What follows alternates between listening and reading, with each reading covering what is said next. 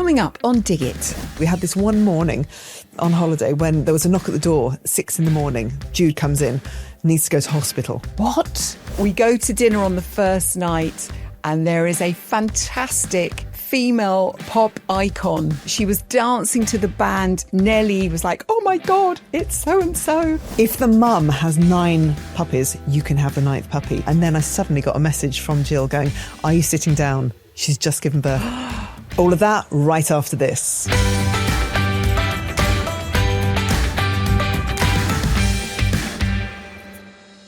Dig It is sponsored by Ancient and Brave. Do you ever think the hardest work you do is the stuff no one notices, Jo? Oh, I'm thinking of the toilet rolls and changing them when they've run out, throwing the little cardboard rolls away. I'm thinking of the vacuuming, that nobody else ever seems to see the dirt or the crumbs on the floor. I could go on. I'm sure you can too. Absolutely. Putting out the recycling, pulling out the bins, generally emptying bins, carrying wood, cleaning the fireplace, carrying shopping, putting it away. Well, I've recently been focusing on how much protein I get. It's not about the gains. It's more to keep my strength up. Yeah, because it's exhausting doing all this kind of light lifting.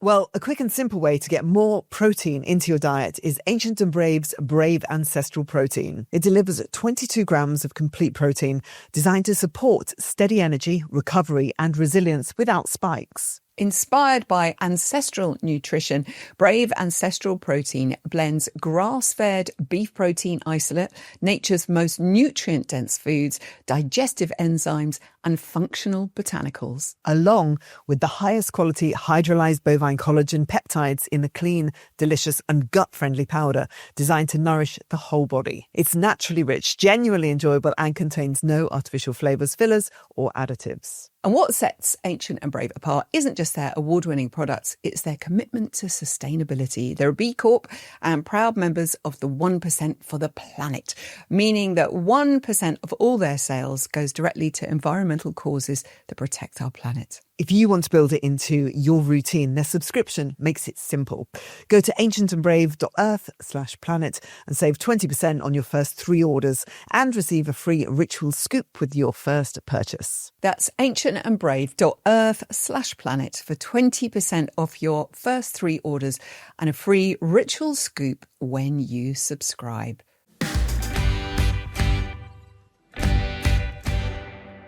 Hello, Jo, my friend. Hello, Zoe. It feels so long. How are you? I feel like I haven't seen you for ages. I know. Are you all right? I'm a little bit jet lagged. Yeah. Because I went away with the kids and had the most amazing time. But I'm not quite sure what time of day it is. I'm not quite sure which continent I'm in. I'm in the same, I know, I'm in exactly the same state of mind as well. We did a half-term holiday, which we don't often do, but it was long haul. So it was 12-hour flights and I got back so late. So I'm in that state at the moment of absolutely everything being everywhere, but I can't find what it is that I need at this moment in time. And it was quite an eventful holiday. It was lovely. It was really lovely. But God, I don't know whether other diggers have this kind of thing. You go on holiday and everyone just falls apart. It's almost like, you have the chance to relax and then stuff happens. We had this one morning on holiday when there was a knock at the door, 6 a.m. Jude comes in, needs to go to hospital. He was like, I think I need to go to hospital. Tells us what's going on. And we were like, yeah, you do. You need to go to hospital. Okay. So he heads off to Bangkok Hospital, 6 a.m. He's okay. 9 o'clock in the morning, Cass comes into the bedroom, knock, knock, knock. You know those mosquito bites that I've got? Yeah. No, you've got lots because he always has been bitten by mosquitoes. Well, they've kind of joined up and I think I might have shingles.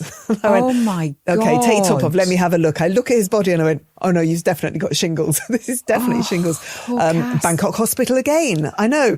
So we were their best customers. So we've come back to the UK and both of them now need to go and get follow-up treatment and get sorted out. But oh my God, shingles is rotten. Yeah, I remember my mum having shingles. It's horrendous, isn't it? It's so bad, yeah. Oh my God, the pain that he's been in. He can't talk properly at the moment. He keeps talking, then he'll suddenly go, ooh, and just make these weird sounds because of the shooting pains. What is the treatment for shingles? I know how painful it is. I remember my mum being in agony. So you get shingles if you have had chickenpox and you have the virus. It stays within you. So if you had chickenpox, we all have the virus. And then when your immune system gets low, or it just happens to some people, I know my grandma had it, you can get shingles. So it's like an extreme form of chickenpox, but it's neurological. So you get neuralgia and it's all about nerves. So they tend to spread around your trunk of your body, and his is around the back, and they have literally met up. So it started on his back, had some on his chest, and then the spots, I mean, I say spots, they're massive cluster of spots all the way around his torso. And he just keeps getting, because he went wakeboarding and he kept saying, I'm getting really bad pains in my side. And I was like, obviously you've torn some muscles when you're wakeboarding. He hadn't at all. It was shingles. So you get incredible shooting pains, sharp shooting pains, and then the skin is unbearable to touch. I mean, he's not many days into it, so I'll let you know how it progresses. But yeah, holidays, they don't always go according to plan. So I'm not quite as relaxed and, chilled as I thought I might be after a holiday. Oh, bless you. But what was your holiday like? Was it chilled? Was it fun? It was so chilled. We went to Jamaica. I once took Woody there, and not his sister. And we can't remember why, but obviously I've been berated for that forever. So this was me making up to Nell, and Nell got to come, and Rugi, Woody's amazing girlfriend. So it was just the four of us. And I was feeling a bit emotional because it was going to be, we often go away sort of around this time or just after Christmas, and we'd always take my mum. And so it was that real feeling of all of us. You could feel it amongst all of us of like, Granny's not here, Mum's not here. And there was an amazing moment where Woody and I saw a shooting star, and he went, make a wish. And then I made the wish, and then I realised the wish I made couldn't come true, and he clocked it. I basically wished my mum was with us, and then my eyes filled with tears. And then he went, Mum, it's okay. And he knew exactly what I'd thought, but then we just had this big hug. Because the thing is, she's with us everywhere. But it was fantastic. We stayed at Golden Eye, which is Chris Blackwell's place. And Chris Blackwell is such a hero. Anyway, he started Island Records back in the late 50s. He's got an amazing history. He's the man who brought us, reggae music, and Bob Marley and Grace Jones. He signed U2, and it is such a fabulous place. And there are trees planted everywhere that have been planted by people who visit. And as you walk around the trees, you see quite amazing names. There was a tree planted by Dunstan Plemons.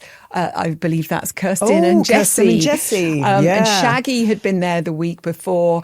We go to dinner on the first night, and there is a fantastic female pop icon who we love, but I'm not going to say who she is because I thought actually she's not publicised that she was there.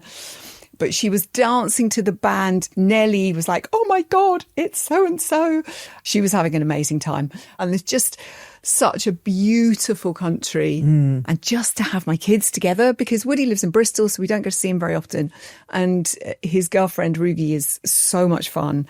And the three kids together, they just had a joyous time, and I did lots of sleeping and just lots of watching as a mum, being really proud of them and laughing a lot. There was a lot of piss taking of me. It's Bants, Mum, as Nell always says. Excellent. There was a really funny moment on the journey back where I was like, Nelly was complaining about having to go back to school and, GCSEs. It was like, yeah, fair enough, actually.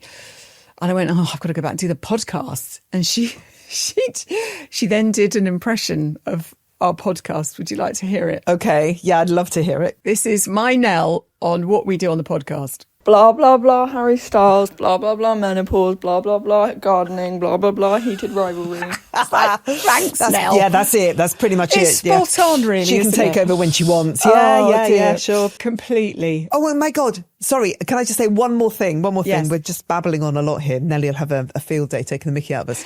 But we were on the plane last night, and Coco suddenly went, Mum. Oh no. Yeah. I think I've left Snoopy in Bangkok.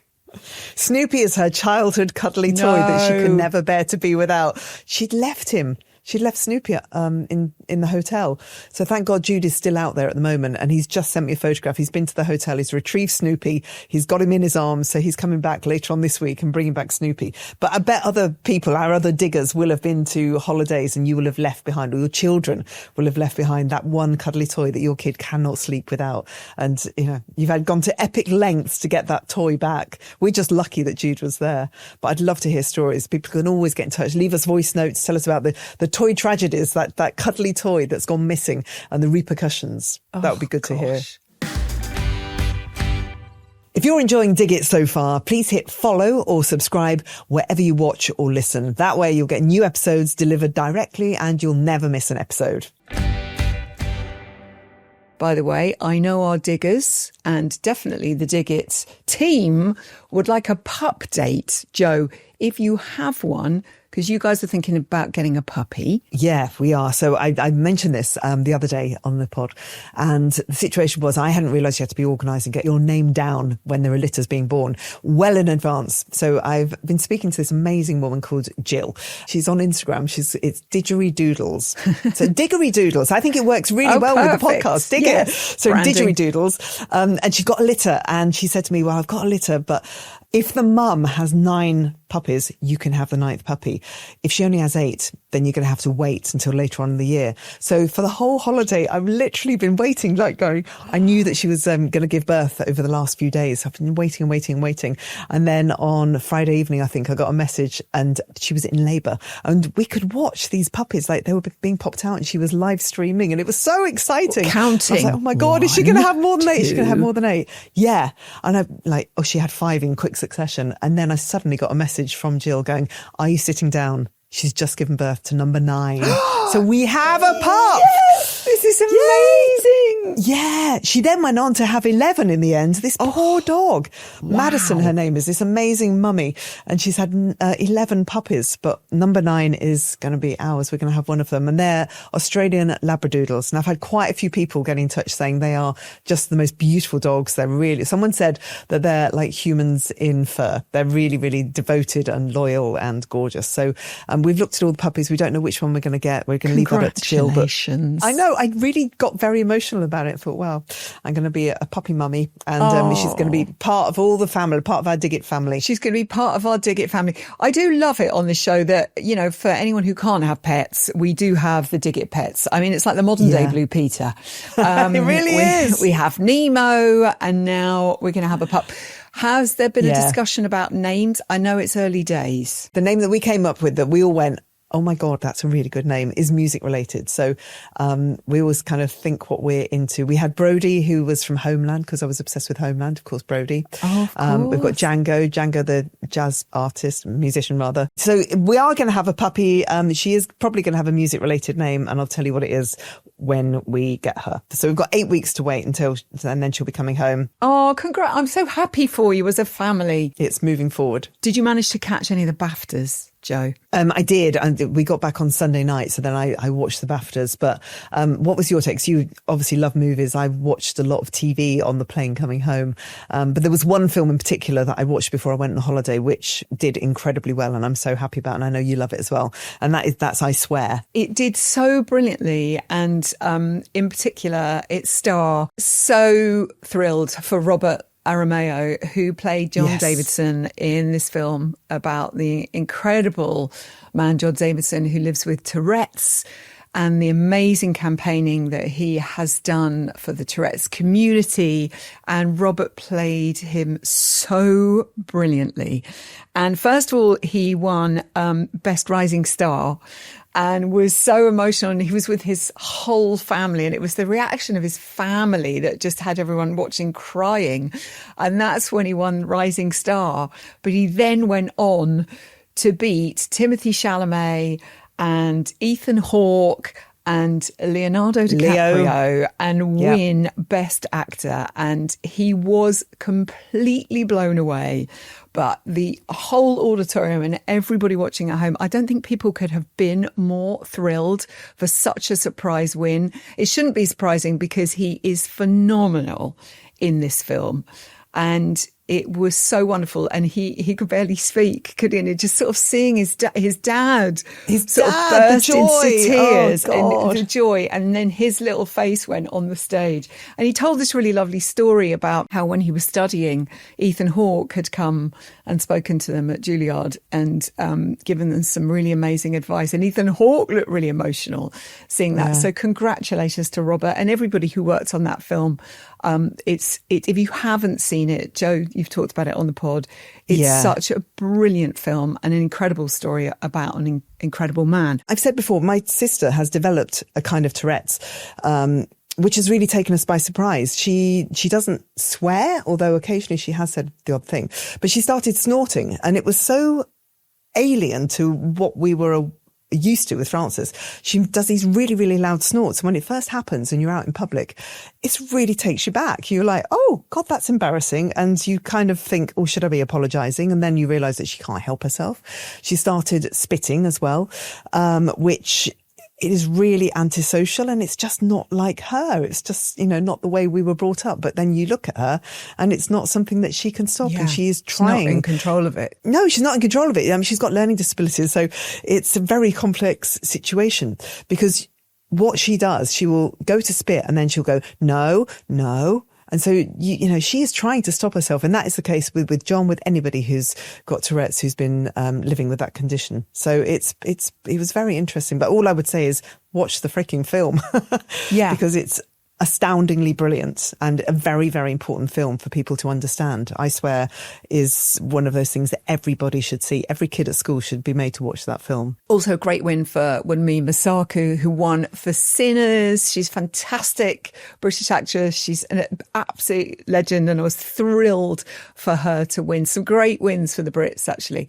And of course, congratulations to Jessie Buckley, who won for Hamnet. Hamnet won quite a few awards. Paul Thomas Anderson won Best Director.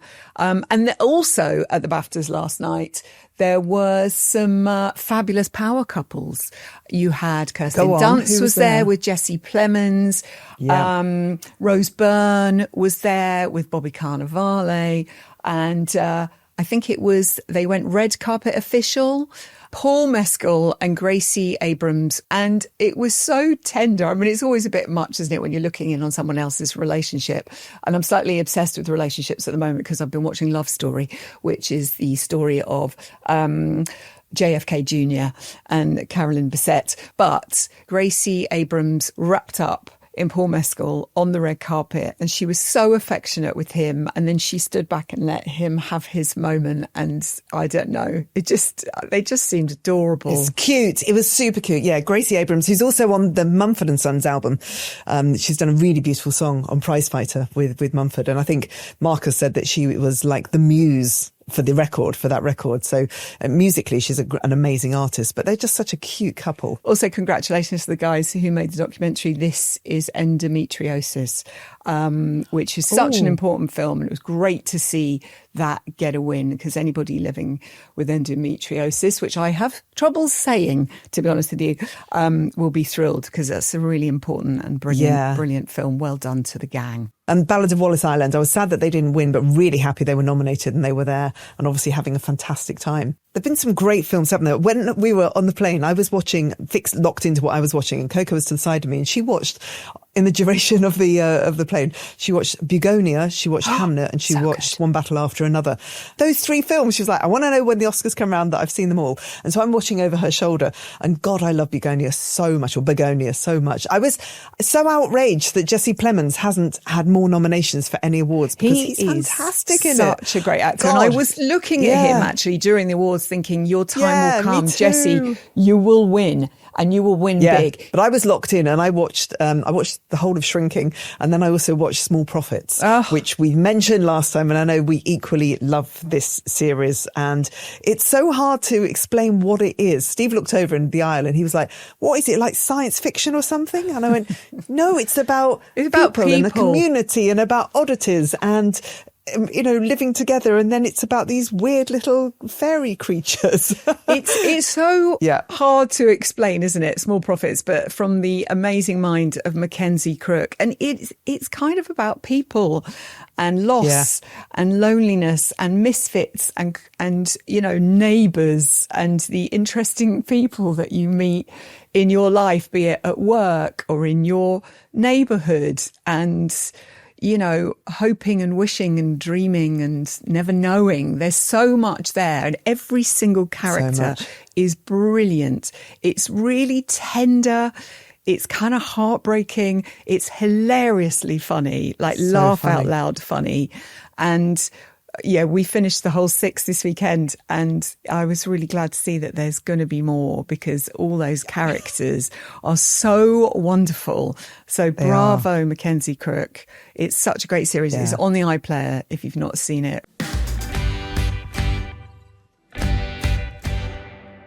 If you'd like these episodes ad-free, become a subscriber to The Potting Shed. To subscribe, all you have to do is head to digitpod.co.uk or tap the link in the show notes. Dead easy.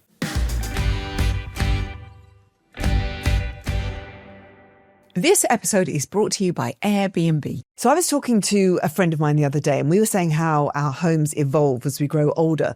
Do you know what I mean? They change. Oh, they do. Like the gym room, for example, became the pod room, and the spare room that was often full of the kids' mates is now empty, just with loads of pictures I've got to put up and some drying laundry, because the kids are here less and less. Yeah, I think a lot of people end up with those rooms once the kids leave, and it can actually feel like the right time for a bit of a reset. A friend of mine was saying the other day that the unexpected bit was realising how much possibility there was in the space that they suddenly had.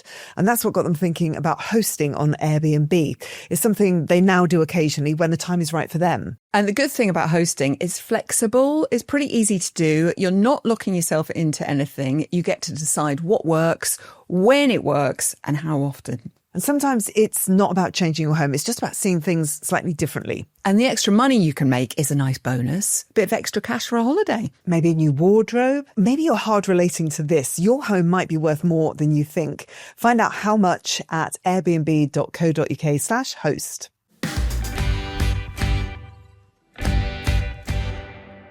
Welcome back, diggers. So I just wanted to draw attention to this because I didn't know this was a thing, but very much like the Eurovision Song Contest, there is the European Tree of the Year. And it really leapt out because the images are so stunning. So I think different countries can enter their own favourite tree, stunning trees, and then it all gets decided as to which is the European Tree of the Year. And there are some amazing, beautiful trees in here.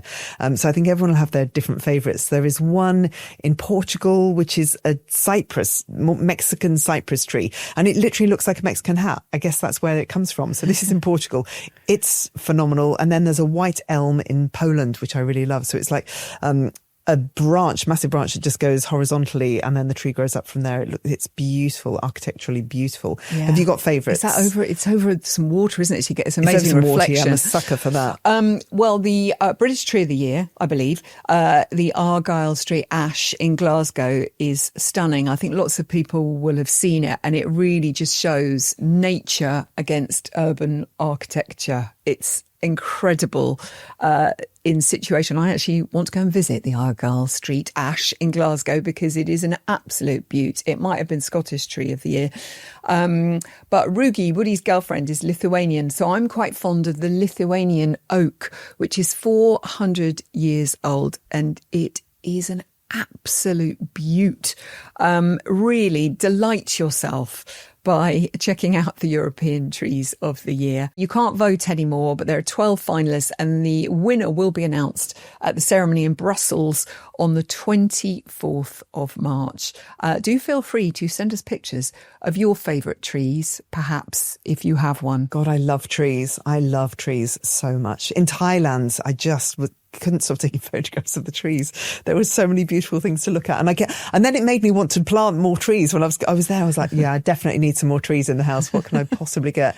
I got a river birch last year, which I am so excited to see how it grows. Jamie Butterworth came and planted that, and it's by the riverbank, and the bark is just gorgeous. It kind of is peeling, and I haven't seen it in full flow, so I'm really excited about how that's going to look. But now I'm thinking I need some more blossom trees. I know you bought blossom trees as well, didn't you? I did. Gardening with Ish, he prompted me to buy a beautiful blossom tree. Yeah. No buds on it yet. I have looked outside, and the ones I can never say, Amelanchias. They have started to bud. And this is my first year of them. So I'm actually going to see them do the full cycle, which is really exciting. And the garden is so full of life at the moment. And we've had a sow and tell from Jane. Hello, Jane. She says, hello, Zoe. Joe, just wanted to send you my sow and tell. After being laid low with a nasty fluey bug for nearly 2 weeks. Oh, I hope you're feeling better. Ugh. I have so enjoyed a brief period of blue sky today. Headed out to collect some packs of muscari and tete-a-tete, and then found some lovely dishes in a charity shop. My spirits are lifted, the birdies sang, and all felt better in my little world. So she's planted some gorgeous plants into these lovely little crockery. I love it when you can plant stuff in anything, can't you? Yeah. Old sinks often see bathtubs, old broken wheelbarrows, but cups and saucers and little pots that you find in a charity shop make great little homes for plants. I got my first daffodils in the garden. Look. These are from my garden. Are they? These are the ones. Beautiful. They've all been knocked over either by the squirrels or by the cat. I'm not sure. Yeah. I've never had cut daffodils from my own garden before. No. So I'm quite proud of those. Well chuffed. Going to have lots of our cut flowers, I think, from the garden behind us when we're doing the podcast throughout the year. Lots Fingers of roses crossed. and everything. Yes, we'll be displaying our works. We'll be sow and telling every single week. The last time we talked, we were talking about a book that Ann-Marie Powell had out. It's all about having colour in your garden. And here she is giving us her tips for setting up a propagation station at home. It's just about time to start sowing our annual seed, which is super exciting. So welcome, Joe, Zoe and all you diggers to my kitchen table propagation station. And I'm going to share with you all the kit that I use to make sure my seed gets off to a good start. I do have access to a greenhouse, but I so adore keeping my seedlings close where I can see the magic happen. It all really starts with this. And this is my trusty old seed tin. There are 2 of them actually, one for veg and one for annuals. And there's a host of seed here. I arrange my seed just using envelopes by sowing month. Here's April, so just on the back of an envelope, so I can see exactly when it's time to sow anything. Some of it is really, really old. I don't think that I will be sowing this kidney bean called Lazy Housewife, or another one, Nun's Belly Button. This is where it all begins. And it's literally a frame from one of those pop-up cold frames with lots and lots of tears on it. Time for the propagators.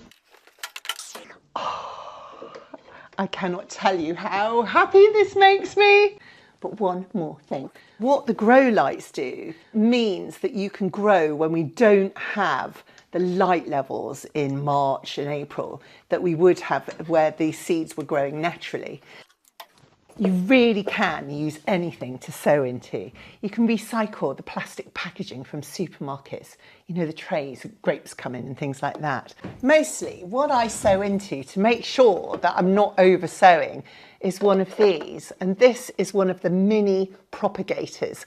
After my seed tin, it's definitely my heated propagator that's my next favourite thing. It gives your seedlings bottom heat. And that really does get the germination rates going. Other things that are essential in my seed sowing arsenal are things like these. Metal labels. These are reusable. A quick swipe with some nail polish and off comes last year's garden marker, indelible, ready for the next year. Always put the date on as well. I mean, I know my setup isn't particularly glamorous, but I just adore it. I mean, I just love seed. You saw how full those seed trays are, but look at this. I just find it comforting. And yeah, I've over-ordered again, but there is nothing nicer to know that I've got worlds here, summer after summer of bold, bright colour. And my goodness me, seeds don't half make good presents at this time of year. Happy sewing, everybody, and I hope to see you soon. Oh, thank you, Ann-Marie. Gorgeous Ann-Marie. You're just making me so excited to get sewing. I'm really bad because sometimes I get seeds and then I'm dithering about and I'm running around doing loads of other things and then I forget to plant them and then I wonder how long they last. Can you keep them for years? Yeah, good point. But it's great, isn't it? You were saying, you know, you just stick them in your little pots and put them in the window in Disco Steve's office. Yeah. And give them the warmth. Those little lights look really good. That was, I mean, it looked like quite a professional setup that Ann-Marie's got there. It did. But something that we can all do. Yeah, when she was saying about the heated propagators, I presume they need to be plugged in somewhere. And those little lights look brilliant because then if you're giving your seeds a little bit light. But of course, you can simply do it on a windowsill. As you've mentioned. I need to get on with things like this. I know. I'd quite like to grow some cosmos this year. Yeah, cosmos is lovely, really lovely. Maybe some veg as well, maybe some tomatoes. Cosmos are amazing. Cosmos are amazing for filling gaps. That's what I've always found. When everything else kind of begins to die down, when you get to midsummer and you have cosmos everywhere, it's just like they give height and they give colour and they're frilly. They're really wonderful. So big fan of cosmos. You had me at frilly. There is one called Frilly Knickers, actually. Frilly Knickers. What was that seed that she had there? Lazy housewife and nun's belly button. Brilliant. And you can find more from Ann-Marie on her Substack, My Real Gardens. Thank you, Ann-Marie. Just fabulous. And can I just say, Ann-Marie always wears the most amazing bright colours and clothes. And just, I'm going to take a leaf out of her book. Look at me. I'm dressed as a stick today. I've got the same trousers on that I interviewed Kerry Mulligan recently and she looks so cool. And I was like, where is your outfit from? And it was from COS. So when I was in Bangkok, they've got a massive COS there. And I went, COS in Bangkok? I need to find these trousers. So these trousers I'm wearing are the ones that Kerry Mulligan was wearing when she did the Ballad of Wallace Island promotion. And they're great. They're black cords, cropped, so you can wear your loafers with them and they look quite nice. Yeah, so I literally just stole her style. If you're going to steal the style of anyone, Kerry Mulligan is a great place to start. She's so fabulous. Right. Crate digging. Have you got any crates that you want to dig into? What have you got in there? What is in the crate this week? Well, when I was on holiday, last time I was in Jamaica, I read Grace Jones' autobiography, which was fabulous. This time I read The Islander, which is all about Chris Blackwell, Mr. Blackwell, they call him. He set up Island Records. He signed so many incredible artists. He started out... filling the jukeboxes of Jamaica. He would drive all the way around Jamaica and he'd find records to put in the jukeboxes. And that's how he kind of started out. And he set the record label up in the late 50s. And I think one of his first releases was Millie Small singing My Boy Lollipop, which was a massive hit in the UK and in America and all over the world. He went on to sign, Bob Marley, U2. He produced movies like Stop Making Sense, the Talking Heads film, which I freaking love, one of the best films ever made. And he set up Island Outpost, set up hotels, but he's just got the most beautiful story. And when we were in Jamaica, he was there at Golden Eye because it's his hotel, that's where he lives. And he appeared through a gateway and I was like, oh, Chris, hello. And everybody talks. He talks with everyone. We met his grandkids and his life is incredible. So if you're into music and you want to be inspired by an incredible man who grew up around the most amazing people, because his mum was friends with Noel Coward and Errol Flynn, of all people. Wow. It's an amazing story. So that's a great book. It's called The Islander, all about Chris Blackwell. But also just like to shout out a couple of talented friends. Dougie Payne from Travis, you know him well. Dougie from Travis? Dougie from Travis has written a book for the Littlands. It's called Poochie Pete and His Very Big Feet. It is the most gorgeous kids' picture book that he's written, all about Poochie Pete, with great illustrations as well from Rachel Sego. It's such a lovely book. Bravo, Dougie. I'm hoping there's going to be more of these. I shall be reading this to my nephew, Zach. And also I'd like to shout out Lou Beckett, the long-suffering missus of Rob Beckett. They are the most brilliant partnership, these two. Lou definitely wears the trousers in that relationship, I will say. But she has written a great book for young parents all about being a default parent, being the parent who's left to raise the kids, do all the jobs, run the house, run the life, whilst your other half is off being an international comedy god. And Rob's actually stepped back to take a bit of time out for Lou to talk about her book. It's currently number 2, I think, in the Sunday Times bestsellers. It is a really brilliant book about parenting. I know lots of people have got in touch with us, of some of our younger listeners, asking for our advice on parenting. Well, get yourself this book from Lou. It's brilliant. It's got some great advice. Will make you feel heard and seen. And it's very funny, on the latest episode of Parenting Hell, Josh Widdicombe, he grills Rob to see if he knows things like what day the bins go out, which day is PE, which day is swimming for his kids. It's a very funny episode. Lou's on the episode as well. So this is a great book. Lessons from a Default Parent, Surviving Frontline of Family Life. Well done, Lou. Loved this book. Such a great read. Oh, okay. My offerings are, you just mentioned Errol Flynn and Noel Coward. Steve is obsessed with The Moon's a Balloon, which is the autobiography of David Niven. Which, he was reading that on holiday. He just kept shouting out all the time, oh, this book is amazing. And he recommends that to everybody. So that from bygone times. But I just wanted to recommend this book, which is The Homemade God. And I mentioned Rachel Joyce last week because Rachel wrote The Unlikely Pilgrimage of Harold Fry, which is a really, really wonderful book that's now been made into a film, which is now a musical in the West End. So if you are part of his world, you will love that. Jim Broadbent played Harold Fry in the film.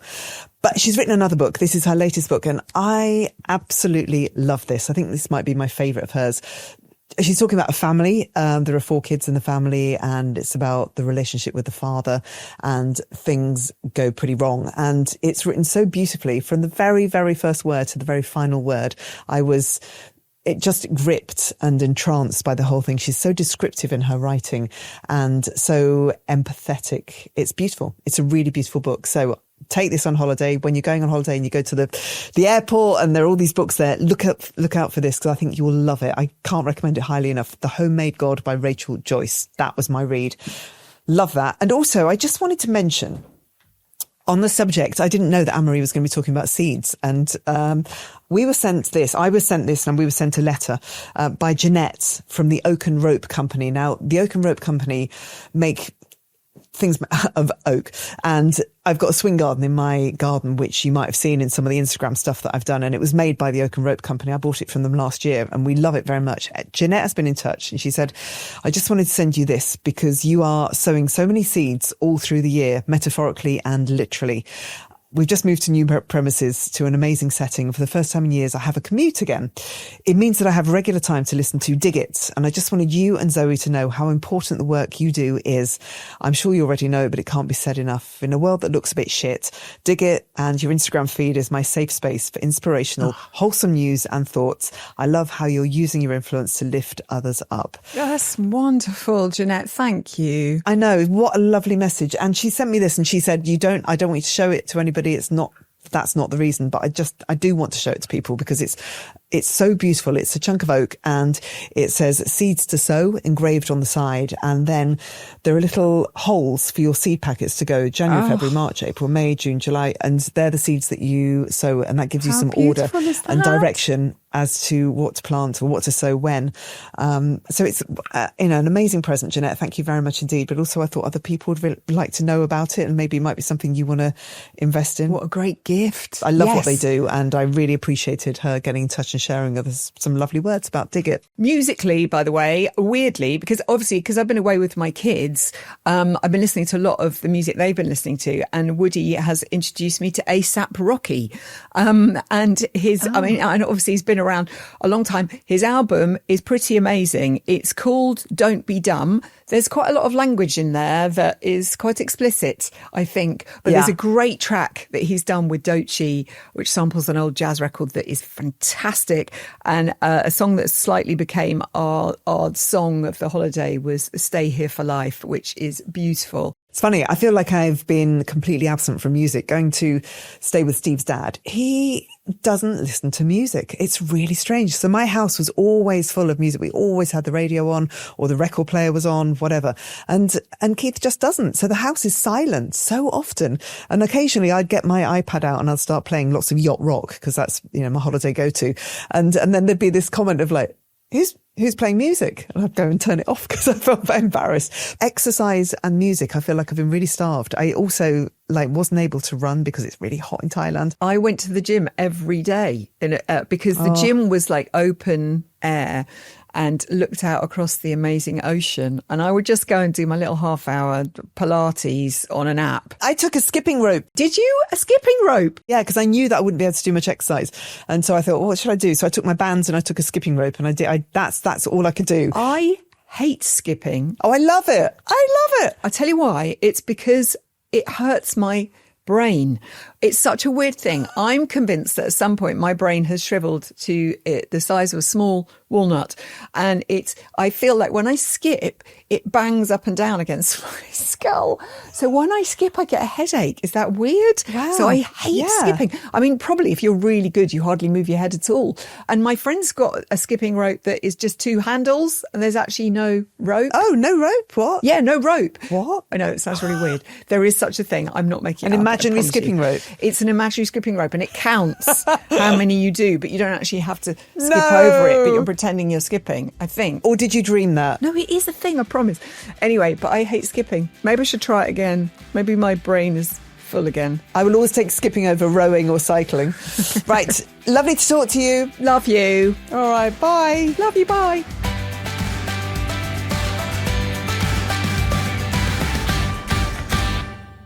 Dig It is a Persophonica production.